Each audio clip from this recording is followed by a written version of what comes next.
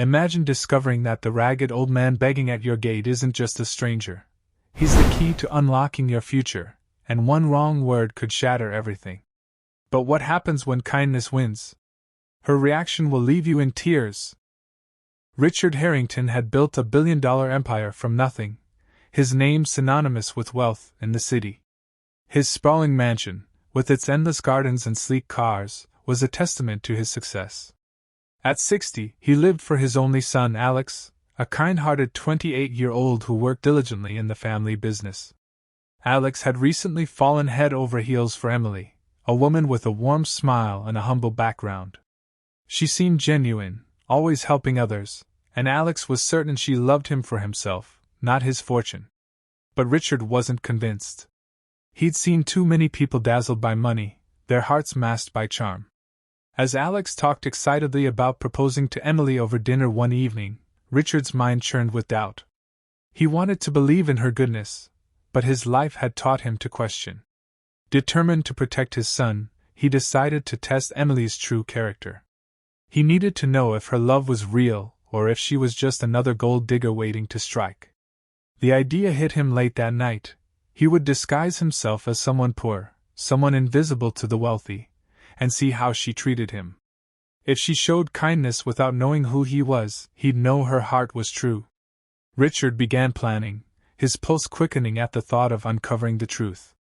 He told Alex he'd be away on a short business trip, but instead, he'd stay close, ready to play a role no one would expect.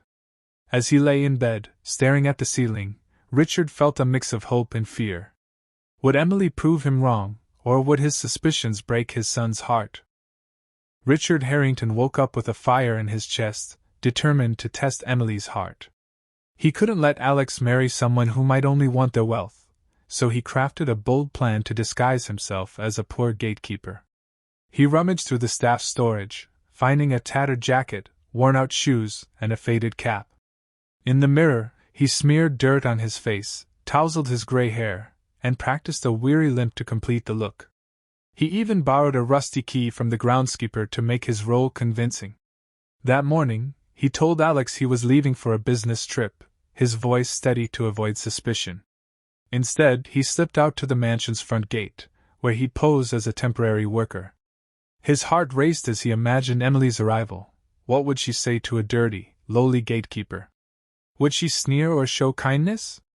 As the sun climbed higher, Richard settled into his role, leaning against the gatepost, feeling the weight of his disguise. He'd seen how people treated those beneath them, and it always revealed their true selves. Emily was due at the mansion for dinner with Alex that evening, and Richard planned to be there when her car pulled up. He rehearsed his story, a tired old man, struggling to get by, new to the job. Every detail had to be perfect to keep his identity hidden. As he waited, a mix of nerves and hope stirred inside him. He wanted Emily to be the real deal for Alex's sake, but doubt gnawed at him. The gate creaked in the wind, and Richard steadied himself, ready to see the truth unfold. As the sun dipped low in the sky, casting golden hues over the Harrington mansion's grand gates, Emily's sleek car rolled up smoothly, her face lit with anticipation for her dinner with Alex.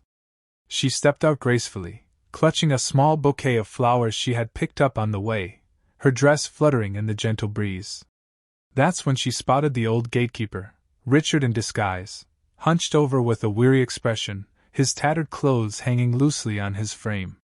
He fumbled with the rusty key, pretending to struggle as he mumbled a greeting. Emily paused, her eyes softening with concern. "Hello there," she said warmly, approaching him without hesitation. "You must be new here. I'm Emily, Alex's fiancée. Are you all right? You look like you've had a long day." Richard nodded slowly, his voice gravelly as he replied, "Just an old man trying to make ends meet, miss. Gate won't open easy today." Instead of impatience, Emily smiled and set her bouquet down. "Let me help you with that," she offered, gently taking the key from his dirt-streaked hands. As they worked together, she asked about his life, listening intently to his fabricated tales of hardship, a lost job, a sick wife, days without a proper meal. Her face showed genuine empathy, not a trace of judgment. "That sounds so tough," she said softly. Have you eaten? I have an extra sandwich in my bag from lunch. She pulled it out, unwrapping it carefully and handing it over with a kind word. Richard's heart skipped. He had expected dismissal or rudeness, but here was compassion shining through.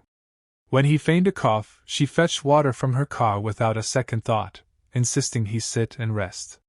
People like you keep everything running, she told him. You deserve kindness too. As she finally entered the gate, waving goodbye, Richard watched her go, a lump forming in his throat. He was beginning to see the truth about her soul. As Emily waved goodbye and walked through the gate, Richard, still in his tattered gatekeeper disguise, decided to push the test further. He hunched over, clutching his side, and let out a weak cough, pretending to be in pain. Emily stopped in her tracks, her face instantly filled with worry. Oh no, are you okay? She asked, rushing back to him. She knelt beside him, her hands gentle as she helped him sit on a nearby bench. You shouldn't be out here if you're feeling sick, she said firmly, her voice full of care. Richard mumbled something about not having anyone to look after him, expecting her to back off. Instead, Emily reached into her car and pulled out a bottle of water and a small blanket she kept for emergencies. Here, wrap this around you, she insisted, draping it over his shoulders. It's chilly out here. She sat with him, asking if he needed a doctor or a ride somewhere warmer. Richard shook his head, stunned by her kindness. You don't even know me, miss, he said, his voice breaking slightly. Emily smiled softly. Doesn't matter. You're a person, and you're struggling. That's enough for me. She even offered to call Alex to arrange for someone to take over his shift, saying, People like you keep this place safe. You deserve to be cared for. Richard's heart swelled with a mix of guilt and awe.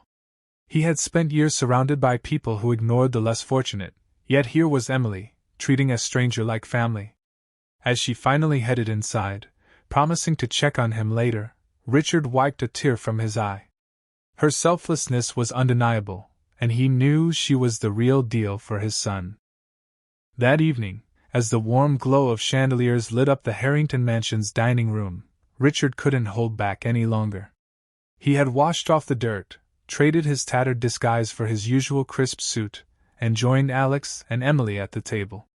Before dinner began, he pulled Emily aside, his voice trembling.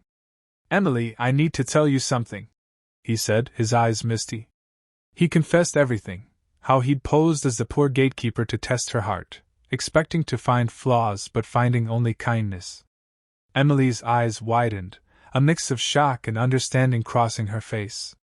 I get why you did it, she said softly, reaching out to squeeze his hand. You love Alex and want the best for him. I'd do the same. Overwhelmed, Richard's tears spilled over, and he pulled her into a tight hug, whispering, Your family now. At dinner, he shared the story with Alex, who laughed in disbelief but beamed with pride at Emily's compassion.